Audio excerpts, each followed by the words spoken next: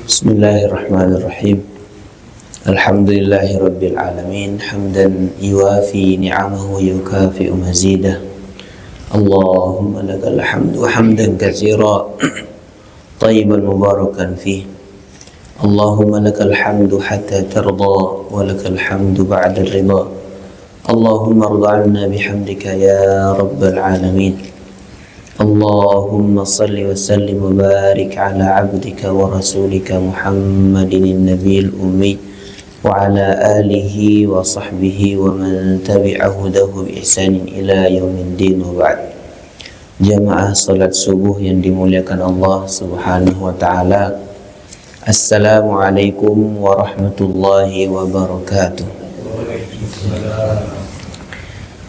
Syukur kita kepada Allah Subhanahu wa taala atas semua limpahan nikmat yang masih kita rasakan. Semoga Allah Subhanahu wa taala menjadikan subuh kita pagi ini zimmah, kita berada dalam jaminan Allah Subhanahu wa taala. Di pertemuan sebelumnya kita sudah di surat Al-Asr. Insyaallah pagi ini kita melihat surat At-Takatsur insyaallah. A'udzu billahi minasyaitonir rajim. Bismillahirrahmanirrahim. Alhaakumut takatsur hatta zurtumul maqabir. Kalla sawfa ta'lamun. Thumma kalla sawfa ta'lamun. Kalla law ta'lamuna 'ilmal yaqin. لترون الجحيم ثم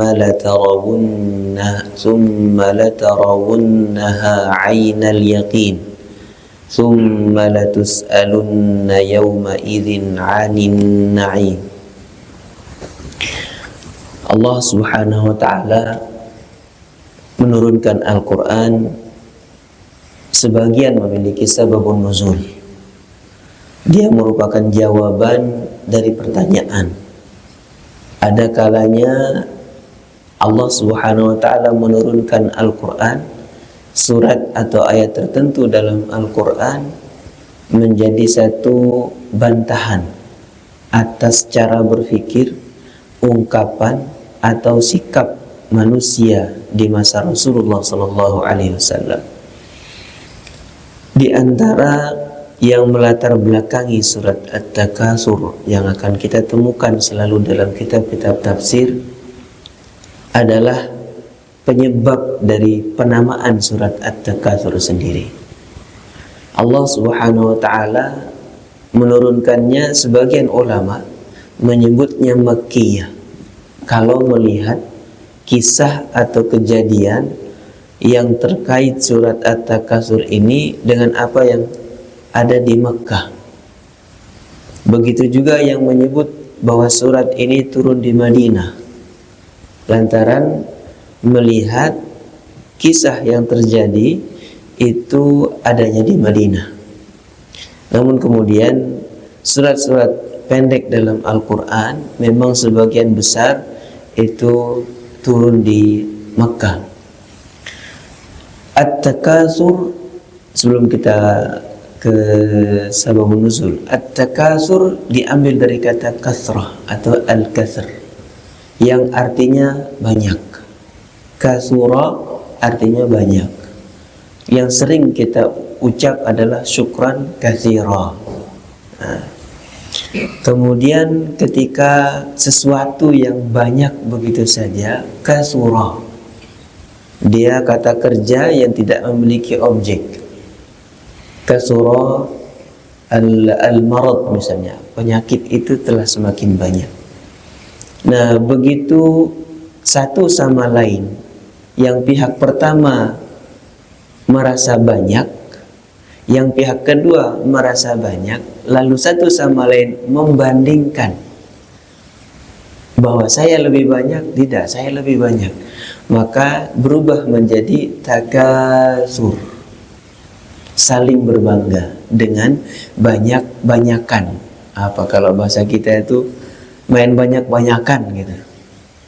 Kalau anak-anak kita tuh cucu Itu misalnya permen dapat 10, yang satu dapat 15. Oh, lebih banyakkan saya. Enggak, saya lihat 10 tapi saya punya roti 5, jadi banyakkan saya. Nah, ketika satu sama lain saling banyak-banyakan, maka disebut at-takasur. Allah Subhanahu wa taala menyebut tentang takasur ini juga di surat Al-Hadid ketika menggambarkan tentang kehidupan dunia, di mana sesuatu yang sangat-sangat sering kita akan alami dalam kehidupan kita adalah di saat pulang lebaran. Yang ditanya, anak sudah berapa? Cucu udah berapa, Pak? Nah, ini ketika satu sama lain saling membandingkan untuk saling membanggakan, maka sedang menyebutkan apa yang sudah banyak mereka kumpulkan masing-masing. Maknanya, di antara tadi kalau di Mekah, bahwa ada 2 hai. Hai ini kampung atau apa, klaster kalau kita, dari Quraisy yang kemudian saling membanggakan siapa yang lebih banyak. Kalau kita, mungkin yang akan kita banggakan adalah rumah, kendaraan, atau harta. Rupanya bangsa Quraisy atau pada umumnya bangsa Arab itu saling membanggakan dengan keturunan, dengan nasab, dengan keluarga. Rupanya ini menjadi fitrah, sangat manusiawi orang saling membanggakan apa yang sudah banyak dia kumpulkan. Nah, ketika dua kampung, dua keluarga ini kemudian mengatakan bahwa dari keluarga kami itu lebih banyak pahlawannya, lebih banyak penyairnya, terus saling membanggakan, saling menghitung, sampai kemudian habis sudah yang mereka banggakan dari yang masih hidup, sampai mereka pergi ke kuburan. Dilihat kuburan yang ada, ini kakek kami, ini keluarga kami, terus saling membanggakan. Nah, rupanya keluarga As-Sahm namanya, ini kemudian menang dari keluarga yang satu lagi. Jadi dari Quraisy ini, Bani Abdi Manaf itu kalah banyak untuk dibanggakan dari lawannya. Nah, rupanya ini yang kemudian menjadikan turunnya surat At-Takasur, ingin menegur kepada bangsa Quraisy atau penduduk Mekah pada waktu itu, bahwa yang menyebabkan kalian menolak, enggan, atau asik sehingga tidak memperhatikan hidayah, mengabaikan Rasulullah SAW adalah At-Takasur. Kemudian dalam keterangan lain masih di tafsir, kita akan menemukan bahwa 2 kabilah ini adanya di Madinah, suku Aus dan Khazraj, yang mana mereka saling membanggakan satu sama lain terkait apa yang mereka sudah kumpulkan, apa yang mereka kejar dengan ambisi untuk diraih dalam kehidupan dunia. Maka ini disebutnya di Madinah, bahwa turun terkait dengan orang-orang Aus dan Khazraj yang mereka saling membanggakan untuk harta yang mereka telah kumpulkan. Alhaakumut takasur. Kemudian Allah Subhanahu wa taala ketika menggambarkan kehidupan dunia secara umum, yang kemudian terdapat di surat Al-Hadid, Allah Subhanahu wa taala menjelaskan tentang takasurun fil amwali wal aulad. Jadi kehidupan kita ketika Allah gambarkan i'lamu annamal hayatud dunya la'ibun wa lahun. Allah menyebutkan, ketahuilah bahwa sesungguhnya kehidupan dunia ini la'ibun, hanya permainan, walahun, penuh dengan segala sesuatu yang melalaikan. Kata lahwun adalah bentuk kata benda yang di surat At-Takasur dirubah menjadi bentuk kata kerja. Alhaakum. Lahwun, sesuatu yang melalaikan. Alhaakum, kalian telah dibuat lalai. Wa zinatun, dan semuanya hiasan. Zinatun, segala sesuatu yang dipandang baik, menggiurkan oleh manusia. Kemudian wa tafakhurum bainakum. Tafakhur, saling menyombongkan, saling membanggakan. Tentang apa kita saling membanggakan? Wa tafakhurum bainakum wa takasurun fil amwali wal aulad. Kalau di surat At-Takasur Allah Subhanahu wa taala tidak menyebut apa yang menyebabkan manusia atau apa saja yang dibanggakan atau saling dibanggakan oleh manusia, maka di surat Al-Hadid Allah Subhanahu wa taala menyebutkan wa takasurun fil amwali wal aulad. Kita saling banyak-banyakan itu harta dan anak-anak, anak keturunan. Nah, at-takasur, apakah sesuatu yang dicela? Takasur, apakah sesuatu yang dicela? Rasulullah SAW menyebutkan tazawwaju fa inni mukatsirun bikumul umam. Menikahlah karena aku kelak di akhirat itu akan membanggakan tentang umatku yang paling banyak. Mukatsirun bikumul umam. Umat Rasulullah SAW melampaui jauh jumlah umat atau kaum yang dijadikan yang menjadi objek dari dakwah para nabi sebelumnya. Jadi jumlah banyak umat Rasulullah SAW sesuatu yang dibanggakan. Tazawwajul walud al-wadud. Menikahlah dengan yang subur dan penyayang. Apakah kemudian takasur ini sesuatu yang dicela? Rupanya ayat ini bukan mencela takasurnya. Takasur sesuatu yang fitrah sifatnya. Ketika orang mengejar penghasilan dunia, gaji, pendapatan, bisnis dan seterusnya, yang dicela dalam ayat ini adalah alhaakum. Ketika ambisi, fokus dan terus-menerus kita menjadikan dunia sebagai target yang ingin kita kejar dan wujudkan, jika kemudian sampai membuat kita lalai dari tugas-tugas kita sebagai seorang hamba, lalai dari kewajiban-kewajiban kita beribadah kepada Allah Subhanahu wa taala, lalai dari melakukan kewajiban-kewajiban kita terhadap keluarga, terhadap anak-anak, terhadap orang-orang dekat yang menjadi tanggung jawab kita dalam kehidupan ini, maka inilah alhaakum. Alhaakum at-takasur. Alhaakum juga punya makna ansakum, yang menyebabkan kita lupa. Alhaakum at-takasur. Paling mudah hari ini untuk membuat kata alhaakum ini itu dengan handphone. Ketika orang mau mengerjakan sesuatu, contoh misalnya ingin melakukan sholat duha, ketika lewat lalu lihat HP atau lihat TV, duduk asik terus sampai kemudian terlewatkan. Nah, sesuatu yang menyibukkan membuat kita lupa dari yang sebenarnya kita menjadikan tugas, kewajiban, kebaikan yang akan kita lakukan. Ketika ini terlupakan karena sesuatu yang menyibukkan, disinilah alhaakum. Alhaakumut takasur juga ansakum, membuat kita lupa.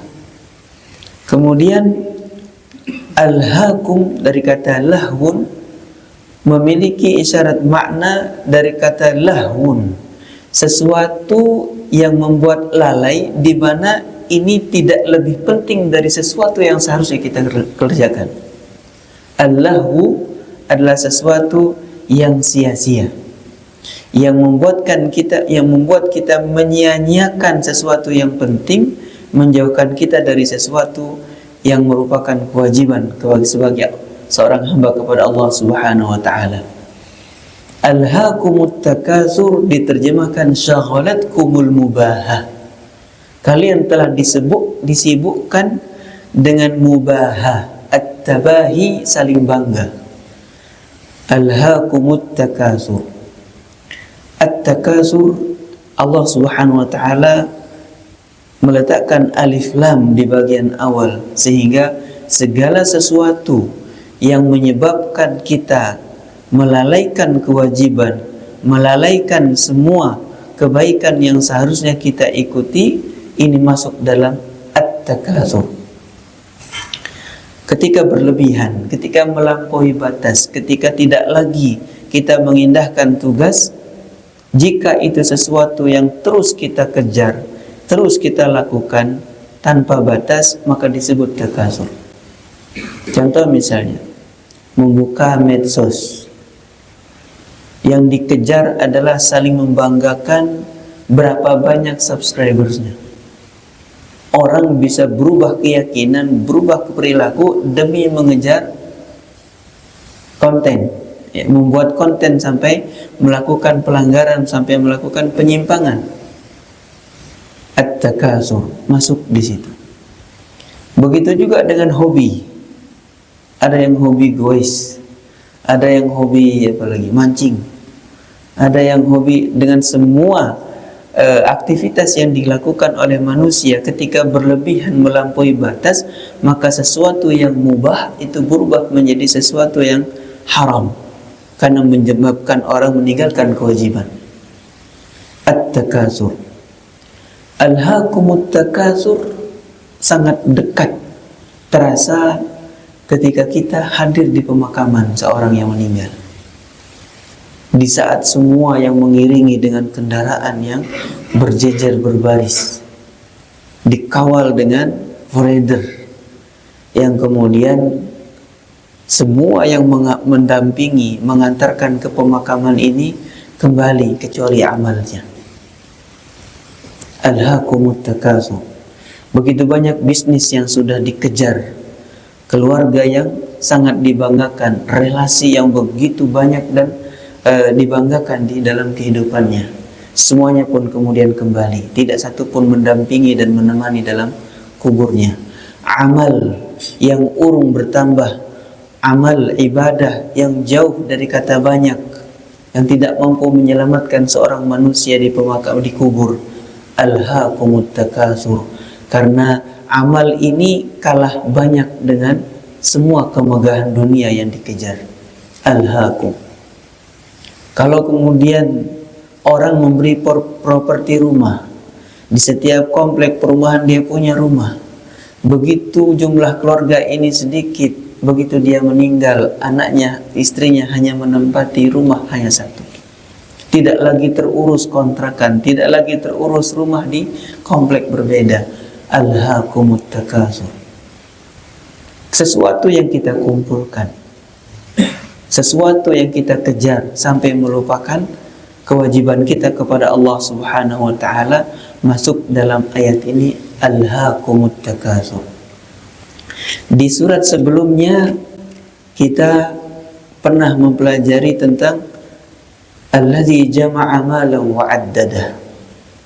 Yang sempat kita singgung bahwa surat Al-'Asr yang menyebutkan innal insana lafi khusr, sesungguhnya manusia ini dalam kerugian, pun posisi ayat ini diapit dengan dua surat yang menggambarkan kerugian yang begitu besar.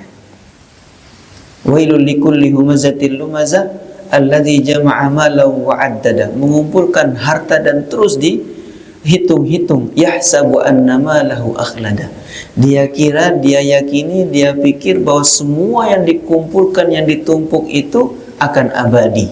Ternyata tidak. Disitulah innal insana lafi khusr.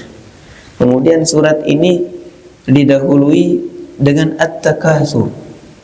At-takatsur masih selaras dengan makna jama'a malan wa 'addada. Alhaakumut takatsur hatta zurtumul maqabir. Seorang badui ketika mendengar ayat ini dibacakan, dia kemudian mengatakan, latub'atsun, sungguh kalian akan dibangkitkan. Kubur adalah tempat kita dimakamkan. Ketika ini kalimat hatta zurtumul maqabir, makna terkait dengan sababun nuzul tadi, mencela takasur. Ini makna pertama, mencela takasur yang tadi sudah habis sosok orang yang masih hidup mereka banggakan sampai mereka pergi ke kuburan. Hatta zurtumul maqabir, ini kalau dilihat dari sababun nuzul, ini dikaitkan dengan mereka Aus dan Khazraj atau Bani Abdi Manaf dan Bani Saham tadi, dari membanggakan orang-orang yang masih hidup di kabilah mereka, yuk kita ke kuburan. Nah, perginya ini disebut zurtumul maqabir. Satu.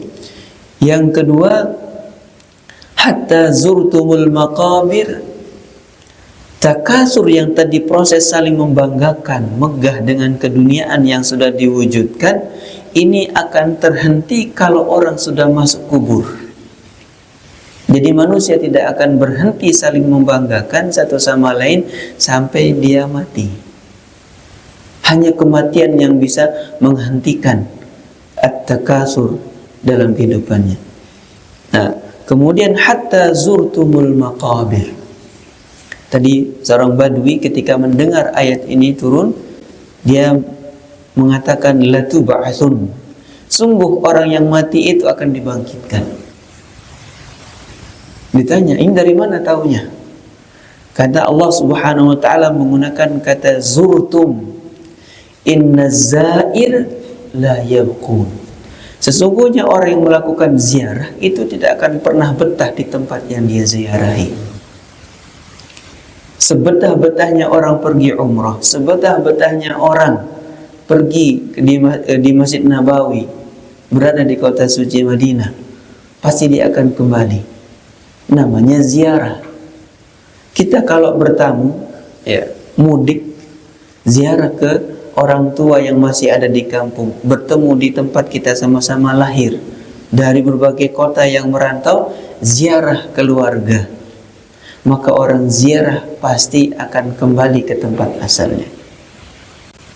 Orang ziarah tidak akan pernah lama di tempat yang dia ziarahi.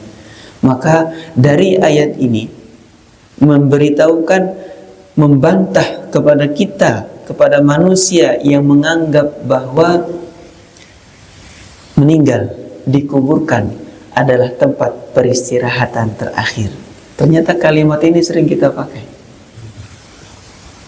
Ya, dia dengan semua berat di dunia, dia sudah kembali dan sudah diantarkan ke tempat peristirahatan yang terakhir, bukan terakhir. Orang Badui yang faham bahasa Arab, maksudnya ini Badui Arab ya, bukan Badui yang di kita. Hatta zurtumul maqabir, bahwa keberadaan seseorang di dalam kubur, di alam barzakh itu adalah sementara. Karena dia akan pasti dikembalikan, dibangkitkan dan akan meneruskan perjalanan akhirat. Karena tempat terakhir kita adalah imma nar immal jannah. Tempat terakhir perjalanan manusia ini adalah antara berada di surga, diberikan nikmat, atau di neraka dengan semua azab yang ada. Hatta zurtumul maqabir. Alhaakumut takasur hatta zurtumul maqabir. Para ulama ketika menjelaskan tentang alhaakumut takasur, Rasulullah sallallahu alaihi wasallam dalam hadis yang sahih diriwayatkan oleh Imam Muslim, Rasulullah SAW menyampaikan yatba'ul mayyitu, hadis yang sebelumnya, mali mali yaqulun nas, setiap manusia mengatakan mali mali, hartaku hartaku. Rasulullah SAW dalam hadis ini menegaskan yaqulu bunu Adam, manusia mengatakan mali mali, hartaku hartaku. Wa hallaka min malika illa ma akalta fa afnait. Kalau kita menyebutkan kata harta, mal, kata mal ini selalu biasanya muncul di akhir Ramadan atau di bulan puasa, zakat mal. Mal punya makna dasar sesuatu yang manusia condong untuk mengejar. Mal, segala sesuatu yang ingin dikejar, dicintai, maka disebut mal.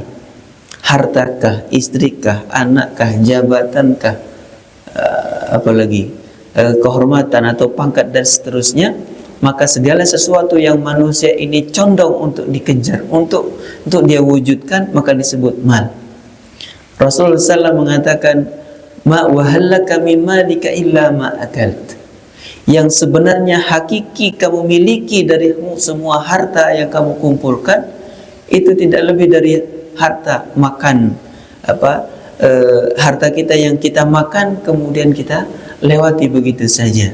Aw labista fa ablait, atau pakaian yang kita gunakan sampai lusuh. Kemudian Rasulullah SAW menyebutkan di bagian akhir, aw tasaddaqta fa amdait. Dari harta itu antara yang kita makan, yang kita pakai, atau yang kita sedekahkan. Dari yang tiga ini, maka yang pertama dan kedua, yang kita makan dan kita pakai, ini akan kita tanggalkan dan kita akan tinggalkan. Kemudian harta yang kita sedekahkan, kata Rasulullah, au tasaddaqta fa amdait, atau yang engkau sedekahkan dan inilah yang kemudian akan kita dapati di akhirat nanti. Mali, harta yang Rasulullah SAW sebutkan itu tidak lebih dari yang kita makan, yang kita pakai dan kita sedekahkan. Rasulullah SAW ketika memberikan seekor kambing kepada istrinya Aisyah radhiyallahu anha, kemudian ditinggalkan. Setelah beberapa lama Rasulullah kembali, ditanyakan, kambing tadi diapain? Mana kan? Aisyah radhiyallahu anha menjelaskan tentang kambing ini. Setelah disembeli, kemudian zahabat kulluha illa hadha. Semuanya sudah pergi, sudah hilang, maksudnya sudah diberikan kepada orang lain, kecuali yang ini. Ditunjukkan paha kambingnya, karena Rasulullah SAW suka kambing. Kemudian Rasulullah SAW menjelaskan, bal baqiyat kulluha illa hadha. Semuanya tersisa dan abadi kecuali yang ini. Rasulullah ingin menegaskan bahwa sesuatu yang kita makan, yang kita dengan senang hati, dengan sangat bangga, ini akan hilang nanti di akhirat. Tapi yang abadi itu adalah yang kita sedekahkan di dunia. Maka dalam hadis ini Rasulullah SAW menjelaskan tentang hakikat dari keabadian dari apa yang dikumpulkan oleh manusia dalam hidupnya. Kemudian di hadis lain Rasulullah SAW menjelaskan tentang ziarah kubur, hatta zurtumul maqabir. Rasulullah mengatakan yatba'ul mayyita thalatha, yang diikuti, yang menyertai seorang jenazah adalah tiga. Fayarji'u thnani wa yabqa ma'ahu wahid. Dua kembali ke rumahnya dan satu tinggal bersamanya.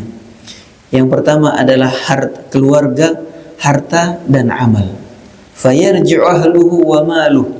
Keluarga dan hartanya akan kembali pulang ke rumah, kemudian wa yabqa amaluh.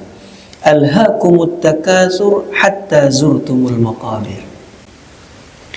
Kata ziarah, tadi kita pasti akan meninggalkan kubur, kita akan dibangkitkan. Maka seberapapun lama orang di alam barzakh, dia akan dibangkitkan kelak di akhirat. Nah, poin atau tema besar dari surat ini adalah mencela kesibukan manusia yang menyebabkan dia lalai dari kebenaran, dari ketaatan yang seharusnya dia lakukan. Kemudian kalimat kalla sawfa ta'lamun, summa kalla sawfa ta'lamun. Di antara riwayat bacaan dalam apa yang diterima Rasulullah SAW, kalla sawfa ya'lamun, summa kalla sawfa ta'lamun, summa kalla sawfa ya'lamun. Jadi ada yang diganti ta, ada yang diganti iya. Kalla, satu kalimat bantahan yang menganulir apa yang dilakukan oleh manusia dengan berbangga-bangga. Kalla saufa ta'lamun. Tujuan kita diciptakan bukan untuk mengejar dunia, bukan untuk banyak-banyakan. Kalla saufa ta'lamun. Kalau kalla saufa ta'lamun ini untuk orang-orang mukmin. Turun kepada Rasulullah sallallahu alaihi wasallam surat ini, kalla saufa ta'lamun, membantah kebiasaan atau kecenderungan manusia untuk saling bangga-banggakan. Saufa ta'lamun, kalian umat mukmin akan mengetahui. Apa yang akan diketahui adalah balasan dari kebaikan-kebaikan yang dilakukan sehingga mampu meninggalkan saling banyak-banyakan. Summa kalla saufa ya'lamun, orang-orang yang mereka menghabiskan waktu melalaikan kebenaran dengan mengejar dunia, saufa ya'lamun, mereka akan tahu nanti balasannya di akhirat. Ini kalau diperluas menjadi turunan bacaan dari apa yang sampai kepada Rasulullah sallallahu alaihi wasallam, maka maknanya ada yang untuk orang mukmin, ada yang untuk orang-orang kafir atau orang yang melakukan allahu, sia-sia dengan saling banyak-banyakan. Kalla saufa ta'lamun, summa kalla saufa ta'lamun. Kalimat ini diulang, dan dalam Al-Quran tidak ada pengulangan yang sia-sia. Kalla saufa ta'lamun, manusia akan tahu kapan. Maka saufa ta'lamun yang pertama ini adalah ketika ajal datang menjemput. Kalla saufa ta'lamun, manusia akan sadar bahwa selama ini waktu dalam hidupnya dia habiskan untuk hal yang sia-sia adalah saat ajal datang, di mana amalnya tidak mampu mengantarkan dia pada tenang dalam kehidupan barzakh. Di saat ajal datang, ruh dicabut lalu melewati tulang tulang bahu yang kemudian di sini ada lekukan ini. Ruh ketika lewat dari tempat ini yang disebut ghargharah, yang tidak ada lagi waktu untuk taubat, atau taubat seseorang tidak lagi diterima adalah ketika melewati tenggorokan. Di sini secara zahir kita akan melihat manusia sedang sakaratul maut. Bisa matanya masih melek, tapi hakikat penglihatannya bukan lagi alam dunia. Kalla saufa ta'lamun, di saat Allah Subhanahu wa taala bukakan tempat yang akan dia masuki di alam akhirat. Disinilah seorang manusia mukmin akan berkeringat. Rasulullah SAW menyebutkan al-mu'min yamutu bi'irqil jabin. Seorang mukmin meninggal dalam keadaan dahinya berkeringat. Para ulama kemudian menjelaskan ada dua hal atau satu dari dua hal yang menyebabkan seorang mukmin berkeringat di saat ajalnya datang. Yang pertama adalah rasa sakit sakaratul maut, ini menyebabkan dia berkeringat. Rasulullah menyebutkan inna lil mauti la sakarat. Sesungguhnya kematian itu ketika datang dibarengi dengan sakit yang sangat tidak terperi. Yang mana rasa sakit ini menggugurkan, menghabiskan dosa-dosanya. Karena rasa sakit ini menggugurkan, maka inilah hikmah di balik kita ziarah atau mengunjungi orang yang sedang sakit. Kita sering mengatakan tahurun insyaallah. Doa tahurun yang biasanya kita sebut taharah, tahurun insyaallah. Penyakit yang dialami, sakit yang sedang diderita ini adalah membersihkan, mensucikan seorang hamba dari dosa-dosa buruk yang pernah dia lakukan atau keburukan yang pernah dia lakukan. Tahurun insyaallah. Nah, dengan dosa-dosanya diampuni, rasa sakit yang tadi dirasakan itu menyebabkan dahinya berkeringat, sehingga Rasulullah mengatakan al-mu'min yamutu bi'irqil jabin. Tanda orang mukmin ketika wafatnya itu adalah dahinya berkeringat. Ini pertama.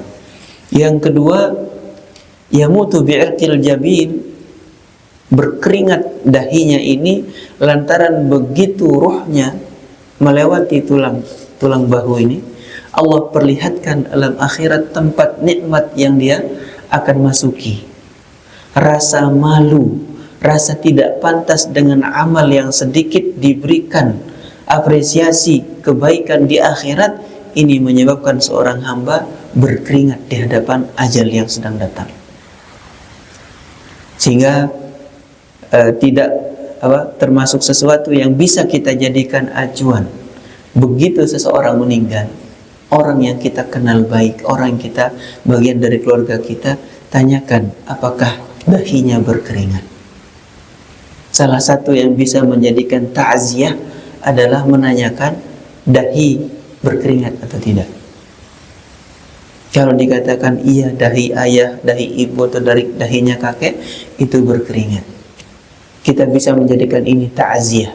Kalimat ta'ziyah adalah kata-kata yang sifatnya azab, menghibur, mengajak untuk bersabar, ridha atas semua musibah yang dialami. Kita bisa mengatakan, nak, atau siapapun itu, insya Allah beliau wafat dalam kondisi husnul khatimah. Kenapa? Dahinya berkeringat.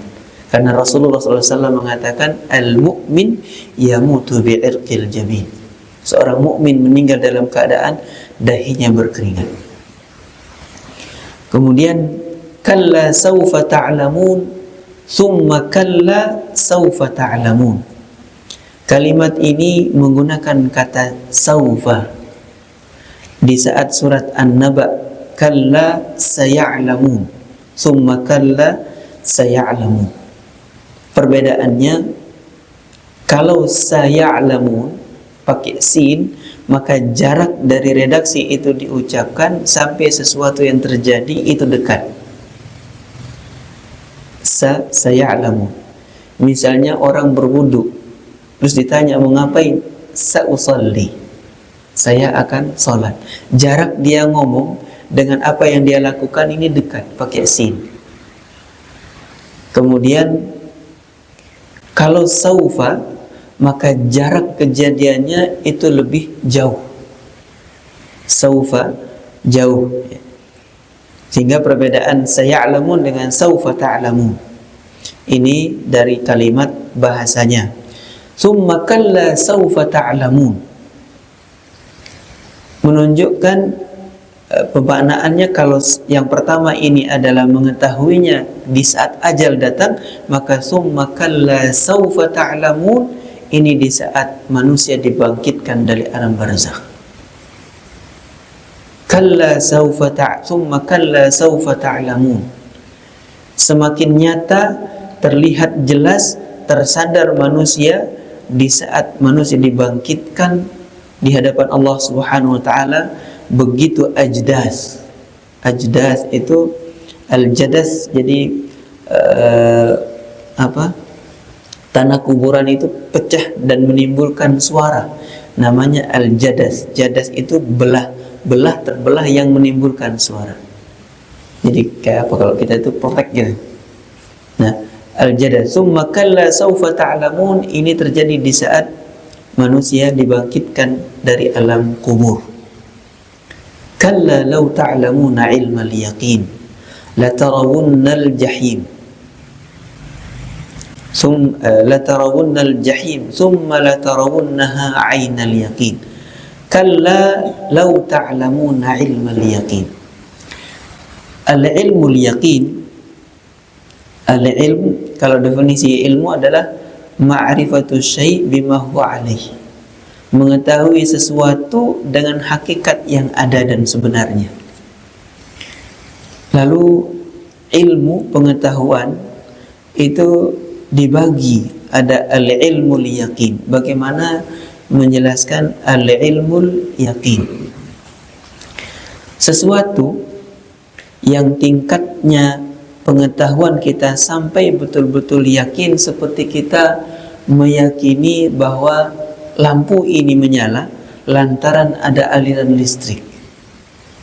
Atau di saat seorang driver, begitu dia coba untuk ngerem di turunan kilometer 111 misalnya, baru-baru ini terjadi di atau daerah Jakarta dari Bandung, begitu dia injak rem ternyata tidak berpengaruh terhadap laju kendaraan. Dia injak sekali lagi, dia tekan lagi, begitu dia muncul, ini rem blong dan pasti kecelakaan. Inilah ilmu yakin. Kapan orang bisa sampai pada tahapan yakin dengan apa yang dia ketahui? Di saat dia terus ketika pengetahuan ini melalui sebuah proses pencarian, pengalaman mendalam yang tidak ada lagi ruang untuk ragu. Sesuatu yang sangat pasti. Maka kalau sekiranya manusia memiliki pengetahuan, memiliki keyakinan dengan apa yang Allah Subhanahu wa taala turunkan dalam Al-Qur'an terkait kehidupan dunia yang akan berakhir dengan kematian. Bahkan kematian itu sendiri disebut al-yaqin. Wa'bud rabbaka hatta ya'tiyakal yaqin. Dan beribadahlah terus-menerus kepada Rabbmu sampai datang keyakinan. Nah, kalau diterjemahkan keyakinan, orang kalau yakin berhenti beribadah. Ini penjelasan yang salah. Al-yaqin yang dimaksud dalam ayat itu adalah al-maut. Beribadah sampai datang kematian. Bahkan ayat yang sering dikutip di setiap kali kita mendengarkan khutbah Jumat adalah wala tamutunna illa wa antum muslimun. Jangan sekali-kali mati kecuali dalam keadaan kita Islam. Maka al-yaqin adalah terjemah dari al-maut itu sendiri. Kalla sawfa ta'lamun, summa kalla sawfa ta'lamun. Kalla masih membantah dengan alhaakumut takasur. At-takasur kalla. Tidak akan pernah kalian lakukan at-takasur ini lau ta'lamuna ilmal yaqin. Kalau memiliki pengetahuan, mengilmui dengan yakin bahwa di akhirat, di alam barzakh itu akan ditanyakan semua nikmat yang Allah Subhanahu wa taala berikan di dunia, maka tidak akan lagi mengabaikan atau melalaikan ketaatan kepada Allah Subhanahu wa taala. Lau ta'lamuna ilmal yaqin la tarawunnal jahim. Ketika orang memiliki bekal pengetahuan sampai taraf keyakinan, maka sesuatu yang tidak nampak itu dia bisa yakini sampai betul-betul nyata. Rasulullah SAW menggambarkan ini dalam ibadah seperti menggambarkan al-ihsan, an ta'budallah ka'annaka tarah. Beribadah kepada Allah Subhanahu wa taala seakan-akan melihatnya. Fa in lam takun tarah, kalau ternyata kamu secara zahir tidak melihat Allah Subhanahu wa taala, fa innahu yarak, maka ketahuilah sesungguhnya Allah itu melihatmu. Yakin ini pernah digambarkan ketika Nabi Musa mengajak kaumnya menjauh dari kejaran Fir'aun. Lalu di hadapannya ada lautan. Ketika kaumnya mengatakan inna lamudrakun, kita akan tertangkap oleh Fir'aun. Nabi Musa mengatakan kalla, tidak, inna ma'iya rabbi sayahdin, sesungguhnya bersamaku Rabbku akan menuntunku ke jalan yang akan menyelamatkan kita. Maka Allah wahyukan, pukulkan tongkat. Nabi Musa tanpa sedikit pun keraguan itu mengajak kaumnya Bani Israel untuk lari ke arah lautan, karena Nabi Musa memiliki keyakinan. La tarawunnal jahim. Keyakinan mengantarkan seseorang pada taraf melihat sesuatu itu nyata. Summa la tarawunnaha 'ainal yaqin. Nah, summa la tarawunnaha 'ainal yaqin. Kalau tadi ta'lamuna ilmal yaqin, masih dalam tahapan ilmu, mengetahui sampai berada pada yakin. Kemudian begitu sesuatu yang tadinya diyakini itu terpampang di hadapannya, al-jahim, yang bagian dari summa kalla saufa ta'lamun, di saat manusia dibangkitkan, hisab itu sudah berada di hadapan manusia, neraka itu sudah berada di hadapan orang-orang yang dalam hidupnya ingkar ataupun kafir. Summa la tarawunnaha 'ainal yaqin, setelah dipampangkan di hadapan, di situ kita yakin.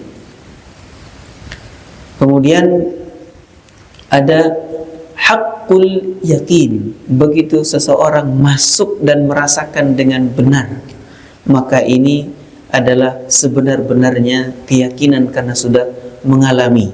Maka disebut haqqul yakin. Summa latus'alunna yawma idzin 'anin na'im. Rasulullah sallallahu alaihi wasallam ketika ayat ini turun, kemudian pernah dalam satu momen Rasulullah SAW di siang hari menjelang zuhur atau sekitar setelah zuhur, ada yang menyebutkan waktu qailulah, di saat Rasulullah Sallallahu Alaihi Wasallam di waktu ini tidak biasanya didatangi oleh sahabat Umar atau sahabat Abu Bakar. Rupanya antara sahabat Umar yang duluan atau sahabat Abu Bakar, yang jelas datangnya tidak berjauhan. Datang ke Rasulullah SAW 3 sosok manusia. Rasulullah seorang yang manusia terbaik didatangi oleh 2 sahabat yang sangat mulia. Lalu Rasulullah bertanya, ada apa kok jam segini datang ke rumah? Lalu sahabat Umar mengatakan, ma akhrajani fi hadhihi sa'ah ila al-ju'. Saya tidak keluar biasanya jam segini untuk menemuimu Rasulullah, kecuali karena saya terasa lapar. Waktu Rasulullah pada masa itu sangat kesulitan untuk makan. Ternyata sahabat Abu Bakar dan Umar ini sama-sama lapar, menunjukkan bahwa di rumahnya sudah tidak tersedia lagi makanan. Dan Rasulullah SAW menjawab, wa inni lawajadtu syai'an minhu. Saya juga sudah mulai terasa lapar. Akhirnya Rasulullah SAW mengajak 2 sahabat ini untuk menemui atau mengunjungi rumah seorang sahabat yang dikenal punya kebun kurma yang cukup luas. Jadi sahabat Abu Bakar mengatakan, kharajtu li alqa Rasulullah, saya ingin menemui Rasulullah di jam segi ini dan saya ingin mencari makan. Ternyata kedua sahabat ini datang. Duanya mengatakan, al-ju' ya Rasulullah, kami lapar ya Rasulullah. Kemudian redaksi Rasulullah SAW mengatakan, wa ana qad wajadtu ba'da dzalik, saya juga mulai rasa lapar. Kalau yang kita kenal itu kan Rasulullah mengganjal perutnya dengan batu. Ini redaksinya. Tapi di sini nggak dijelaskan batunya. Kemudian mereka berangkat ke rumah seorang sahabat yang bernama Abil Haytham ibn At-Tayyihan. Nggak begitu terkenal sahabat ini. Datang ke rumahnya, dan dia seorang yang punya kebun luas tapi nggak punya pembantu. Kemudian begitu sampai di rumah ini, sahabat yang dicari Al-Haytham ini ternyata nggak ada di rumah. Ini orang Ansar. Ya, dalam hadis dijelaskan, wa kana rajulan katsiran nakhli wasya. Dia punya perkebunan kurma dan ternak kambing. Udah pasti insya Allah dapat minum gitu. Kemudian yang ada hanya istrinya. Rasulullah SAW bertanya, aina sahibuk? Mana suamimu? Nah, di sini Rasulullah menyebut sahib. Kalau kita sahib itu kan teman. Kalau sekarang berubah jadi bestie. Sahib ini menggambarkan makna yang sangat mendasar, kebersamaan, berdampingan yang berbatas waktu. Kalau istri atau suami yang menggambarkan kesetaraan dalam ketaatan yang akan mengabadi sampai akhirat, dan Al-Quran membahasakannya zawj, pasangan. Zawj, uskun anta wa rabbuk, uskun anta wa zawjukal jannah. Ketika urusan surga, Allah pakai zauj, pasangan. Nah, Rasulullah menggunakan kata sahib yang menggambarkan akan berbatas waktu. Begitu juga Nabi Yusuf ketika temannya yang ada di penjara, ya sahibai sijin, bahasanya wahai sahabat teman yang gak akan lama abadi di dalam penjara, disebutnya sahib. Jadi Al-Quran membahasakan istri atau suami itu sahib atau sahibah, mengisyaratkan tidak akan abadi di dunia. Dia berbatas waktu dengan meninggal atau perpisahan lainnya. Kemudian jawab, intalaqa liyasta'dziba lanal ma, suamiku sedang pergi cari air, katanya. Kemudian tidak lama datanglah sahabat Al-Haytham ini dengan membawa air. Apa kalau kita ini sekarang terlihat nyata itu di sekitaran lokasi bencana di Sumatera. Orang jalan berkilo-kilo untuk mencari sekedar beras, bensin, dan juga air bersih. Ya, semoga Allah SWT meringankan ujian keluarga kita yang ada di tempat musibah belakangan ini. Kemudian Rasulullah SAW minum. Nah, sebelum begitu sudah nyampe, diajak ke kebun. Ini panjang hadisnya. Diajak ke kebun kurma, digelarkan alas, kemudian di situ Al-Haytham ini pergi sebentar lalu membawa bukan sepiring 2 piring kurma, Pak. Yang diambil 1 tandan, dibawa. Dalam hadis ini sampai kemudian Rasulullah mengatakan, kenapa nggak ngambil yang rutopnya saja atau yang sudah matang? Kami nggak butuh sebanyak ini, katanya. Ya Rasulullah, saya ingin memuliakanmu agar kamu yang memilih sendiri. Nah, di situ ada rutab, di situ ada bahasanya itu ada yang masih basah, yang sudah ada agak mengering, yang masih mengkel dan seterusnya. Nah, kemudian Rasul mengatakan, afala tanaqqaita lana min rutabihi, kenapa enggak diambil pilihkan yang rutubnya saja, atau selain rutab bagian yang bisa dimakan disebut busri. Al-busri itu jenis lain dari rutab, bisa yang sudah lebih agak tua. Kemudian Rasulullah SAW makan dari kurma ini. Disinilah Rasulullah SAW mengatakan, walladzi nafsi biyadihi, demi Allah yang jiwaku berada dalam tangannya, ini nikmat yang akan ditanya oleh Allah. Inilah yang Allah maksud, di antara yang Allah maksud, tsumma la tus'alunna yawma idzin 'anil na'im. Sebiji 2 biji kurma yang kita makan, ini bagian dari na'im yang akan ditanyakan di akhirat nanti. Kemudian sahabat Al-Haytham ini pergi sebentar.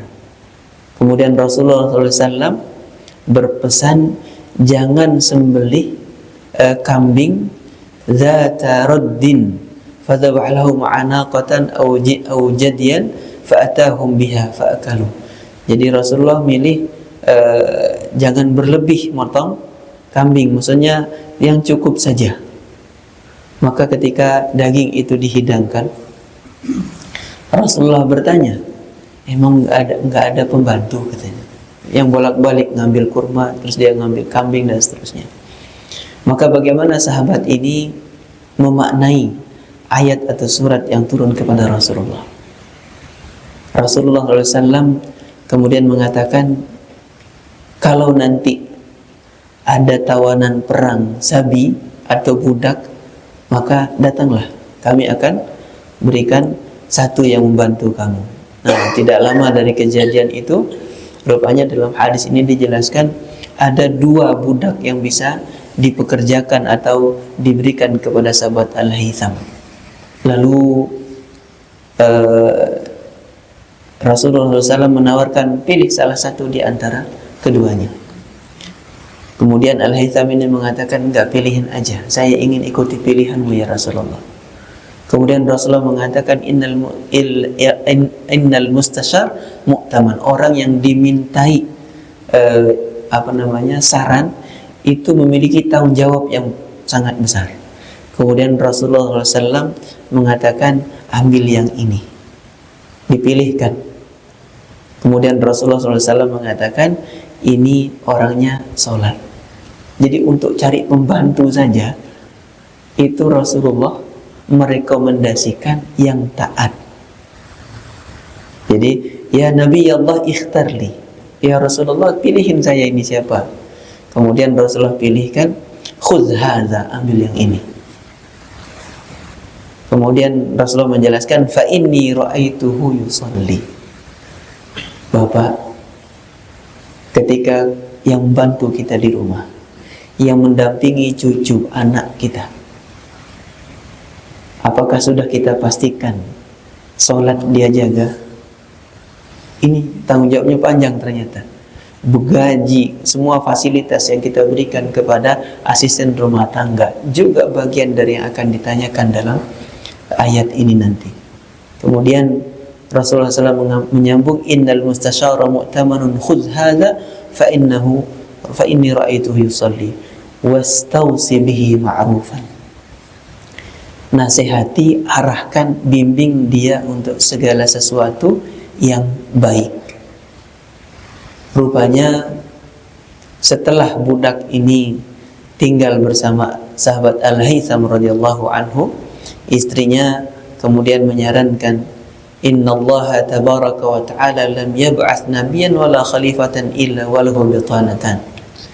Tidaklah seorang nabi diutus oleh Allah Subhanahu wa taala kecuali Allah Subhanahu wa taala jadikan dia punya pengikut atau pendukung, antara dia mendorong, mengajak kepada kebaikan atau sebaliknya. Maka kemudian istrinya menyarankan,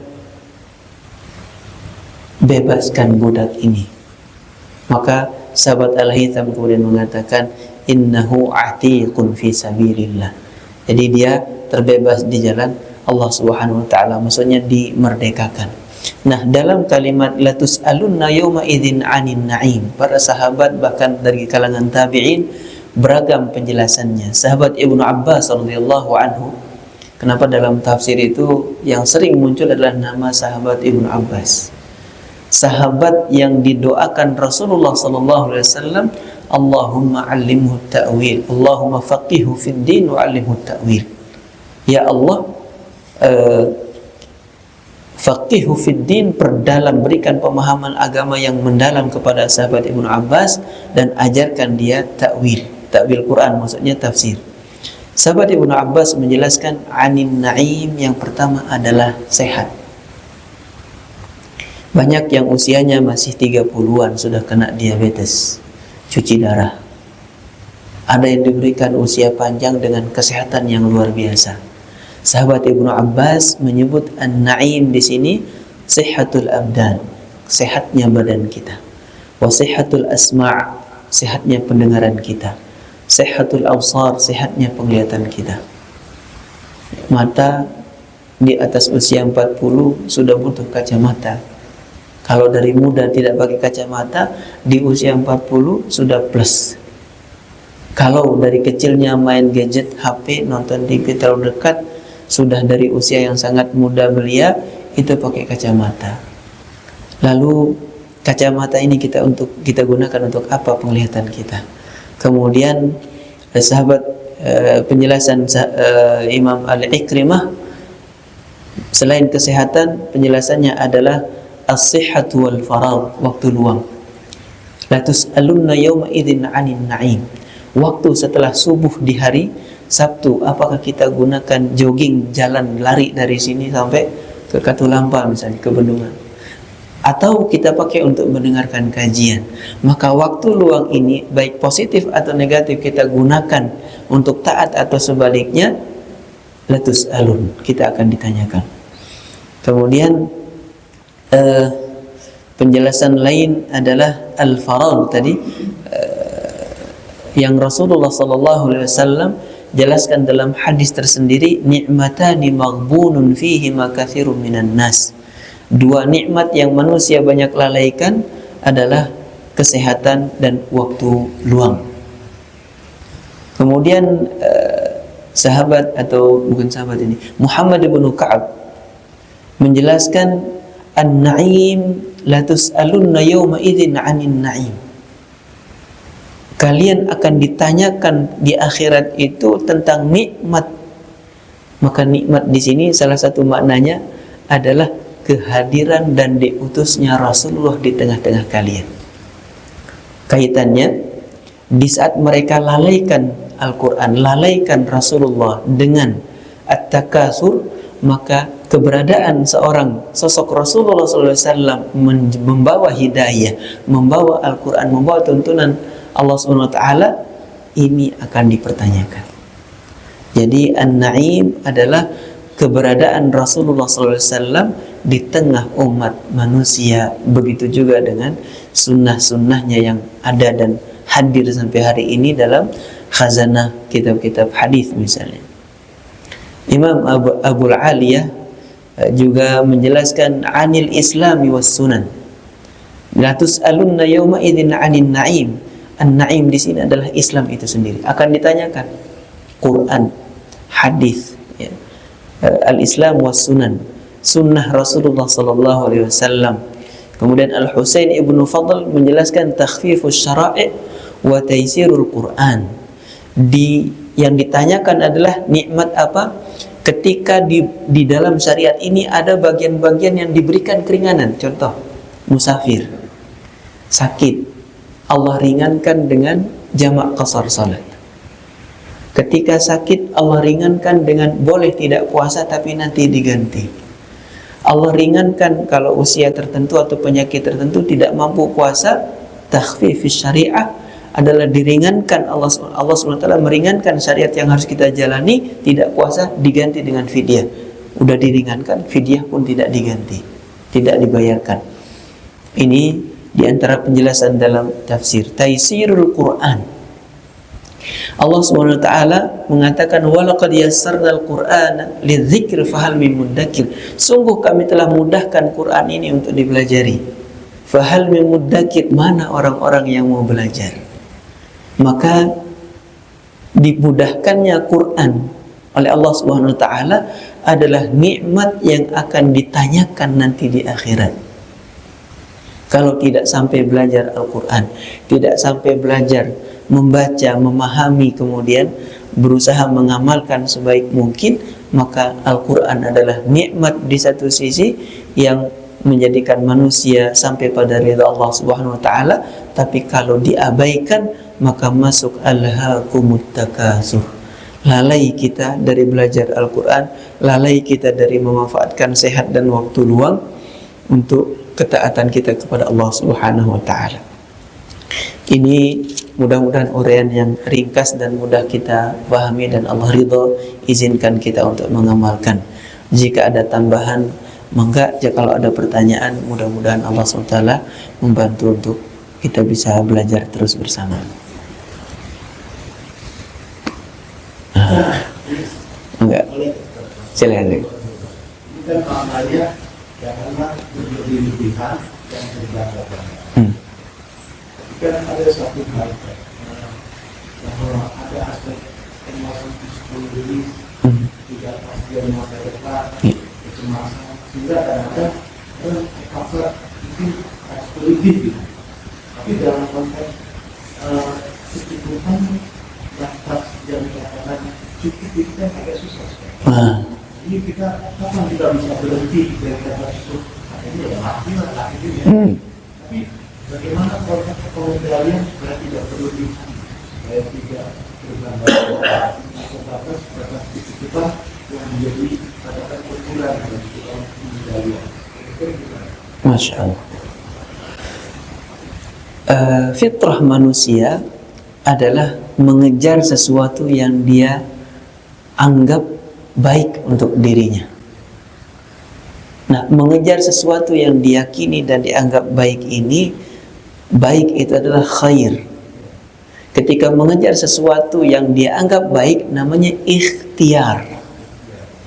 Nah, kan kita ikhtiar itu asumsi maknanya itu berusaha. Makna sebenarnya adalah mengejar sesuatu yang dianggap baik. Nah, dalam ayat ini Yang dicela bukan takasur. Yang dicela bukan takasur, saya lebih banyak, kamu sedikit, saya lebih banyak lagi. Bukan ini yang dicela. Tapi alhaakum. Ketika berlimpah, berlebih, banyak-banyakan sampai pada ranah membuat orang lalai dari taat kepada Allah. Sehingga kaya raya seperti sahabat Abdurrahman bin Auf tidak dicela. Kaya raya seperti sahabat Utsman bin Affan tidak dicela. Nah, yang dicela itu kaya raya seperti Sa'labah, yang awalnya sangat disiplin sholat di awal waktu karena hanya berbagi pakaian baju sholat dengan istrinya. Dia minta kepada Rasul, ya Rasulullah, doakan saya supaya dapat harta. Dikasih kambing dalam yang kisah yang sangat kita kenal. Sampai kemudian mulai masbuk, sholat agak belakang karena telat. Setelah itu tidak datang ke masjid. Nah, ini masuk pada wilayah al-hakum. Kalau fitrah manusia untuk mengejar dan terus menumbuk, Rasulullah SAW menggambarkan kalau seseorang diberikan satu lembah emas, maka dia akan mencari lembah lain. Saya tidak ingin mencontohkan ini dengan eksplorasi Pulau Sumatera berpindah ke Papua, saya nggak berani gitu. Jadi maksudnya gitu ya. Rasulullah sudah menggambarkan. Dan alhaakumut takasur kalau kita ambil sebagai fitrah laki-laki, adakah laki-laki yang cukup istri satu? Kita ini terpaksa cukup karena nggak berani, nggak mampu, nggak tega mendua. Karena fitrah pasti melihat, oh ya ini juga cantik, tapi mikir lagi ini anak udah sekian, usia udah segini, kalau nikah lagi punya anak nanti umur 70 tahun masih ngomong bayi. Ini juga fitrah takasur. Bukan melarang poligami, bukan. Tapi kalau kemudian poligami, ambil contoh satu berarti, sampai pada wilayah melalaikan kewajiban kita kepada Allah, tanggung jawab kita kepada kewajiban-kewajiban lain, mencari nafkah, mendidik, membimbing dan seterusnya, masuk pada wilayah al-hakum. Rasulullah syariat ini tidak mencela orang berlebih. Bahkan Rasulullah SAW menerima ayat khudz min amwalihim shadaqatan tutahhiruhum biha. Ambil harta mereka yang melimpah melampaui batas melampaui batas nisab, maka ambil, sedekahkan. Konsep prinsip pemerataan, keadilan, kemakmuran bersama itu sangat kuat dalam Al-Qur'an. Jadi yang dicela adalah berlebih.